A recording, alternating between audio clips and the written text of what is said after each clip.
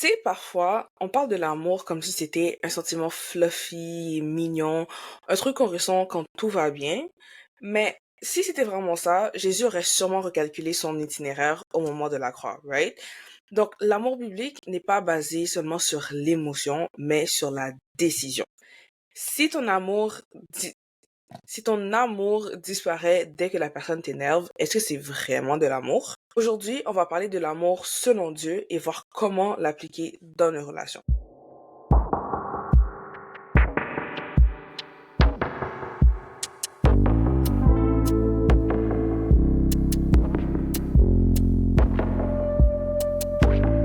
Bienvenue dans White to You, le podcast où on aborde avec amour, vérité et un brin d'audace les sujets souvent laissés dans l'ombre dans nos églises. Avant de rentrer dans le vif du sujet, définissons c'est quoi l'amour selon Dieu. Dans 1 Corinthiens 13, versets 4 à 7, on peut lire: L'amour est patient, il est plein de bonté. L'amour, il n'est pas envieux, il ne cherche pas à se faire valoir, il ne s'enfle pas d'orgueil, il ne fait rien d'inconvenant, il ne cherche pas son propre intérêt, il ne s'aigrit pas contre les autres, il ne trame pas le mal, l'injustice l'attriste, la vérité le réjouit. En toute occasion, il pardonne, il fait confiance, il espère et il persévère. Donc, on peut clairement voir, selon la définition de la Bible, que, en fait, l'amour, c'est pas juste une émotion, c'est vraiment une action que on pose. Parce que dans tous les exemples de l'amour qu'on peut lire dans la Bible, ben, ça se résume toujours à des actions. Par exemple, dans Jean 3, verset 16, je pense que tout le monde le connaît, Dieu a tant aimé le monde qu'il a donné son Fils unique afin que quiconque croit en lui ne périsse pas, mais qu'il ait la vie éternelle. Donc, encore une fois, ça prouve c'est une action. Son amour est prouvé par une action. Genre, moi, ma mère, parfois, elle va me demander d'aller faire la vaisselle ou va me demander de faire un truc pour elle. Puis je suis comme, je vais juste dormir, laisse-moi en paix. Mais parce que je l'aime et parce que je sais que, tu sais, si je le fais pas, ben, elle va avoir, tu sais, elle a mal au genou, fait que ça va lui causer plus de tort qu'autre chose. Je vais quand même me lever malgré ma paresse, puis je vais le faire pour elle, right? Donc, l'amour selon Dieu, c'est vraiment un engagement, pas juste un ressenti, mais c'est une décision intentionnelle de se dire, malgré ce que je ressens par rapport à toi, je vais quand même bien te traiter, je vais quand même prier pour toi, je vais quand même euh, te pardonner, tu vois. Et c'est ce que Dieu nous appelle à faire, littéralement, c'est de vivre selon l'esprit. Parce que concrètement, là, la personne là qui devrait le plus écouter ses émotions, c'est Dieu, avant tout. Parce que quand il voit tout ce qu'on fait sur cette terre, tu sais, il nous a juste créés pour qu'on soit en alliance avec lui, pour qu'on vive avec lui éternellement, tranquille.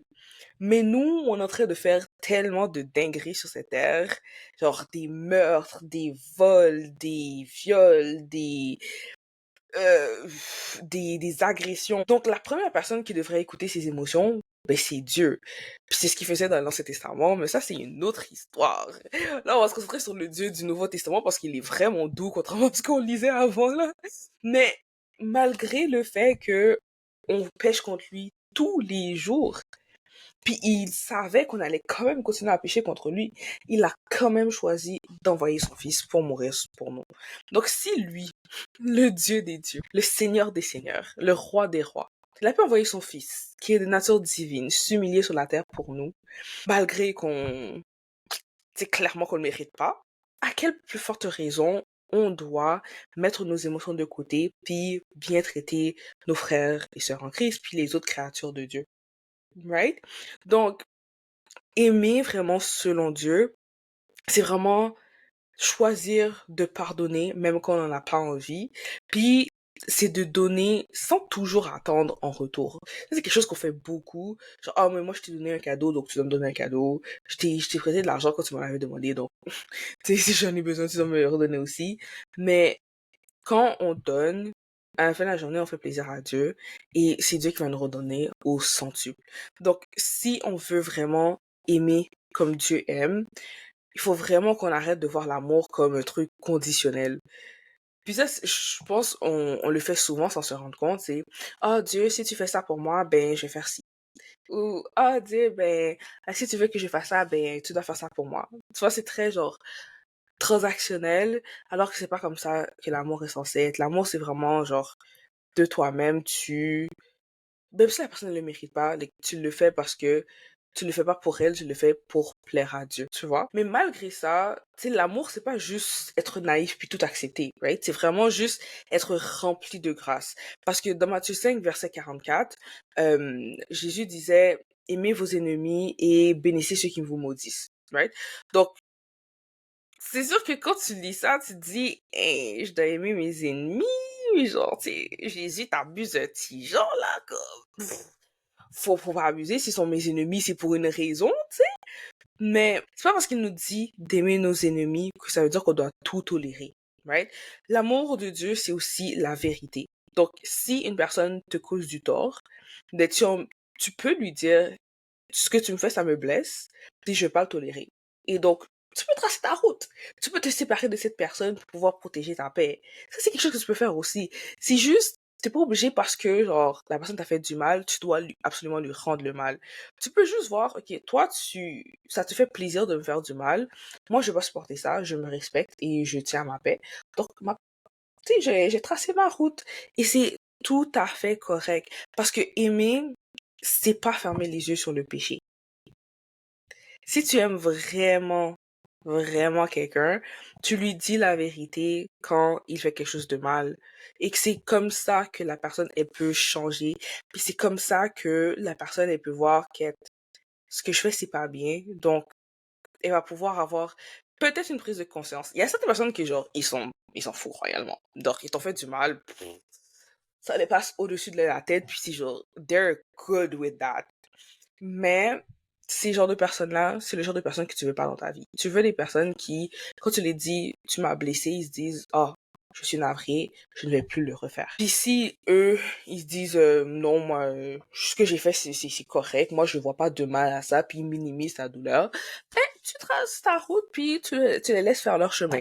Puis, tu sais, t'es pas obligé de les condamner. Déjà, notre travail n'a jamais été de condamner. La seule personne qui peut condamner une personne, ben, c'est Dieu. Mais tu dois quand même être en mesure de la dire qu'est-ce qu'elle a fait de mal pour que elle puisse se transformer. Pour elle puisse, potentiellement, même si c'est pas aujourd'hui, peut-être dans quelques mois, peut-être dans quelques années, elle va se rappeler à un moment donné, puis tu sais, quand tout le monde va la quitter parce qu'elle fait la même erreur, à un moment donné, elle sera comme, ok, peut-être que je devrais arrêter de le faire, hein. So, c'est ça. Donc, si tu te demandes comment, genre, faire pour, tu sais, vraiment aimer les autres sans nécessairement compromettre la vérité, surtout de nos jours, où c'est comme tu dis la vérité à une personne, puis parce que ça va pas dans leur sens, ah, ben Dieu a dit de ne pas juger, puis dans la Bible ça dit tu dois pas juger les autres, comme mêlez-vous de vos affaires, mais genre tu t'en vas direct vers l'enfer. Like, quel genre de chrétien je serais si je vois que ton comportement t'amène littéralement vers la mort, et moi je suis à moi mes dents parce que toi tu veux pas entendre la vérité? Genre, are you kidding? Puis une autre chose que j'aimerais dire aussi, tu sais, les gens qui aiment trop dire, oh, seul Dieu peut me juger. Guys, vous avez pas peur de ce statement? Parce que moi, en tant qu'enfant, moi j'ai pas de frères ni de sœurs. Mais quand j'étais avec mes cousines, là, si je faisais quelque chose de mal, je préférerais vraiment que ce soit mes cousines qui découvrent qu'est-ce que j'ai fait de mal, plutôt que ce soit ma mère. Parce que mes cousines, elles vont, tu sais, elles sont comme, ok, t'as mal fait, mais genre, elles vont passer ça sur le tapis. Mais si ma mère le découvre, c'est là que toutes les punitions vont se verser sur moi. So, pourquoi? Ça, je ne comprends vraiment pas. Pourquoi tu préfères que ce soit le juge? Pourquoi tu préfères que ce soit ton père qui connaît exactement ce qu'il y a dans ton cœur? Il sait exactement que la raison pourquoi tu fais ça, c'est parce que tu n'arrives pas à t'en détacher. Il sait que la raison pourquoi tu fais ça, c'est parce que malgré qu'il t'a dit de pas le faire, t'es comme, je vais quand même le faire. Il sait très bien la raison pourquoi tu le fais. Comme tu peux pas lui mentir. Moi, tu peux me mentir. Moi, tu peux me dire que tu as arrêté de le faire, puis tu continues de le faire. Mais lui, il le voit. Il sait qu'est-ce qu'il y a dans ton cœur. Et toi, tu préfères que ce soit lui qui juge. Là, le même Dieu qui a détruit Sodome et Gomorre, tu préfères que ce soit lui qui te juge. Le même Dieu qui a fait le déluge, tu préfères que ce soit lui qui te juge plutôt que nous. That is insane. Genre, vous êtes fous. Vous êtes grave fous. Je pense que vous comprenez pas à quel point cette affirmation est effrayante. Genre, je veux pas que mon père me corrige. Comme, seriously, genre, je préfère que vous me disiez les affaires plutôt que ce soit Dieu qui débarque le jour du jugement, puis comme, voici toutes les choses que t'as fait, puis genre, tu m'as pas écouté, t'as pas entretenu ta relation avec moi, puis en plus, ça, tes frères et sœurs te disaient de pas le faire et t'as décidé de quand même continuer. I don't know you. And then, tu te retrouves juste, ben écoute, hors de sa présence. Est-ce que c'est vraiment ça que tu veux? En tout cas, si c'est toi ça que tu veux, ben moi c'est pas ça que je veux pour toi. So, je vais te dire la vérité, chaque minute de ma vie, comme chaque instant que j'ai et que je vois que tu fais quelque chose de mal, I'm gonna tell you parce que je veux pas que tu finisses hors de la présence de Dieu pour le restant de tes jours. Ain't no way, not on my watch. Je vais pas accepter ça. Non vraiment parce que vous confondez trop correction et condamnation. Genre c'est pas ça. C'est pas parce que t'as eu un zéro dans un examen que ça veut dire que t'as coulé toute ton année.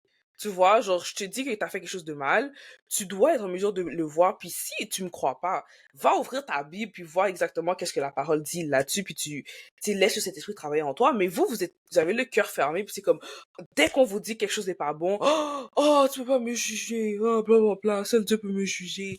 Comme, non, c'est pas comme ça que ça fonctionne. Comme, je te promets, tu préfères que ce soit moi qui te juge plutôt que de Dieu.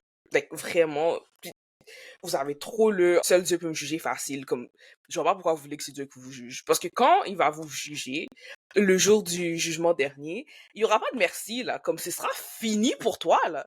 Toi, avec nous, on a au moins, t'as encore une chance. Parce on peut pas te condamner. Mais lui, là, c'est fini avec, oh my gosh.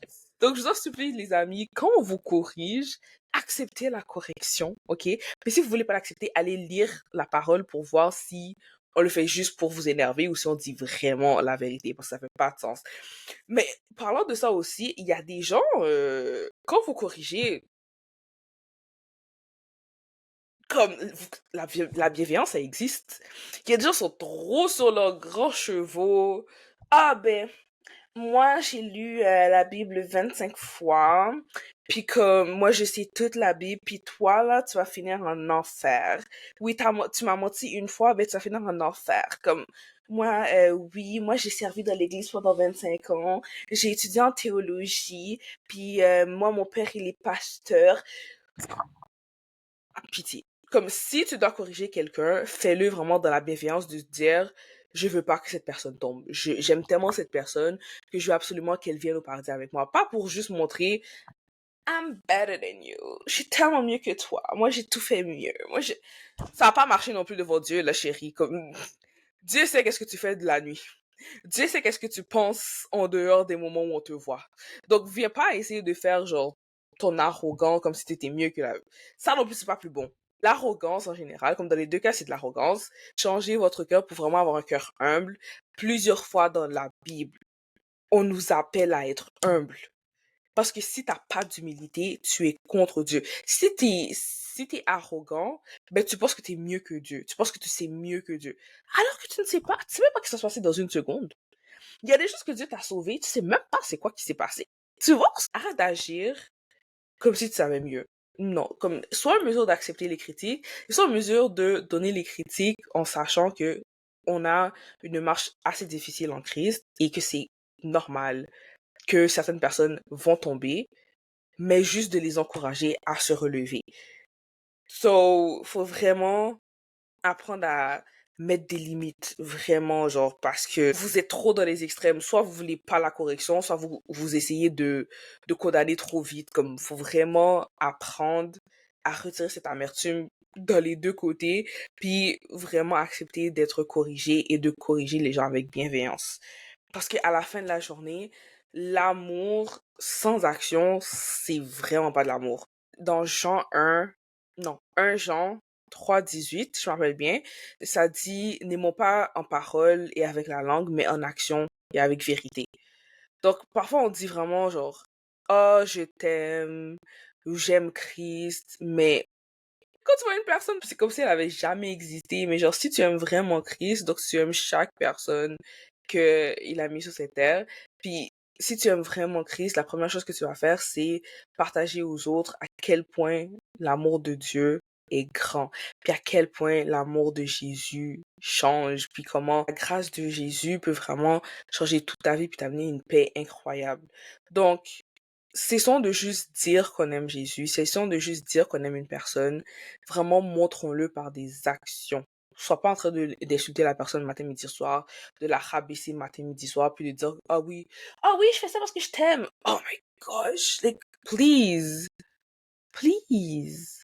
Tu n'aimes pas cette personne si t'es toujours en train de la rabaisser, puis quand la personne quitte ta présence, elle sent comme si, genre,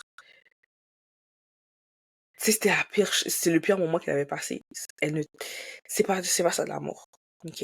Donc, en tant que chrétien, on doit vraiment apprendre à écouter quand l'autre est en train de souffrir, être patient quand quelqu'un est un peu difficile, puis il est têtu, puis il veut pas entendre, faut apprendre à être patient, puis à vraiment donner sans toujours attendre en retour. Parce que, tu sais, Jésus, quand il a donné sa vie sur la croix, il savait qu'il y avait des personnes qui allaient pas accepter son cadeau de la grâce. Mais il l'a quand même fait pour les personnes qui vont l'accepter. Donc même si tu me donnerais un cadeau, puis moi, je serais pas reconnaissante pour le cadeau, ben le Saint-Esprit, il serait, Dieu, il serait très content de ce que tu as fait, tant que tu es obéissant, tant que tu le fais avec tout ton cœur et que tu le donnes pour obéir à lui, crois-moi, tu vas recevoir la bénédiction, peu importe. Genre, ce qui se passe, peu importe si moi je suis ingrate, ok? Puis, je veux vraiment que tu réfléchisses à ça. Est-ce que ton amour est juste en parole ou en action? Genre, vraiment prends le temps de réfléchir. Est-ce que toi, t'es genre, le genre de personne qui va dire je t'aime à droite, à gauche, mais genre, quand quelqu'un te demande des services, c'est toujours non. Quand quelqu'un te demande de l'aide pour quelque chose, c'est toujours non. Quand quelqu'un te demande des conseils, t'es comme, yark, juste mets tout, comme, yo, va chercher ailleurs. Puis, genre, est-ce que tu exhortes tes frères et sœurs pour qu'ils puissent avancer dans leur marche chrétienne de la bonne manière? Comme vraiment, regarde en toi, est-ce que ton amour est juste du blabla? Ou c'est vraiment concret? Puis je sais que, honnêtement, aimer comme Christ, c'est pas facile. Je sais que je parle comme ça, puis je vous donne les trucs comme ça, mais c'est pas facile. Moi-même, parfois, j'ai de la difficulté avec ça, tu vois. Je suis pas du tout parfaite. Et la belle chose dans ça, c'est que le moins t'es parfaite, le plus la gloire de Dieu va transparaître à travers toi. Donc, le plus tu vas avoir la perception de Dieu.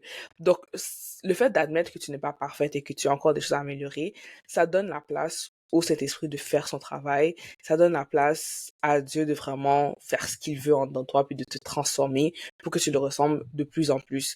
Puis, en tant qu'humain, en tant que descendant d'Adam, aimer comme Jésus, ou c'est comme vraiment,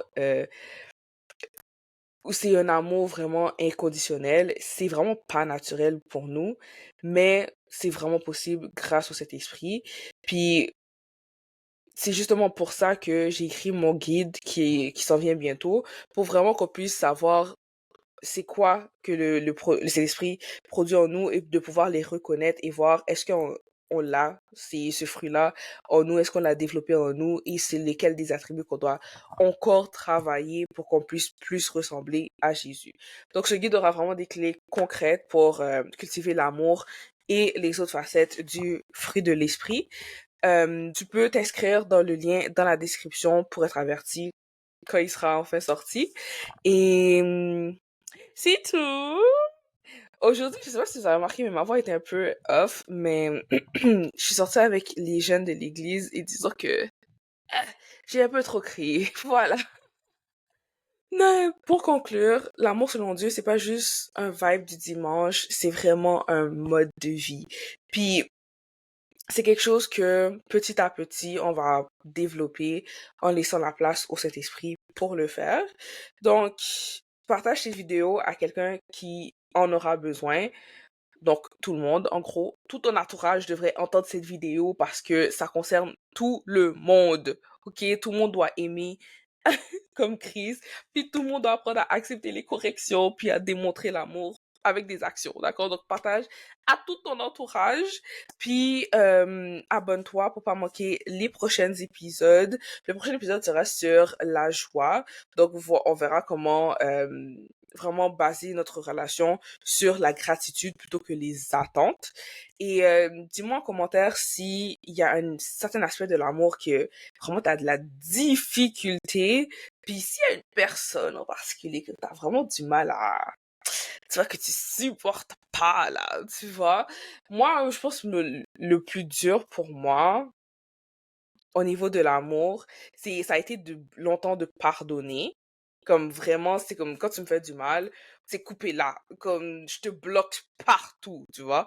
Donc ça a été quelque chose que le Saint-Esprit a dû vraiment travailler en moi pour me faire comprendre qu'on est des humains, qu'on fait des erreurs et que c'est pas parce que la personne t'a manqué de respect une fois que tu dois nécessairement bloquer partout, là, tu vois. Donc, c'est sûr qu'il y a des situations où il faut le faire. Quand tu vois, c'est vraiment, genre, répétitif. Mais il y a des situations aussi où, comme la personne ne se rend pas compte, puis genre, tu peux juste en parler, puis ça va se régler. Donc, soyez pas comme moi qui bloque trop facilement. Puis essayez de régler la situation. Puis si la personne ne veut vraiment rien entendre, là, oui, tu cut off, tu bloques partout. Ferme la porte avec taquet, puis genre, que la personne puisse plus jamais revenir. Non, mais... Donc, on se voit dans le prochain épisode où on va parler de la joie. En attendant, rappelle-toi que tu es aimé, tu es appelé et tu es ici pour un but. Donc, merci d'avoir écouté Why to You et à bientôt pour briser les tabous ensemble. Bye!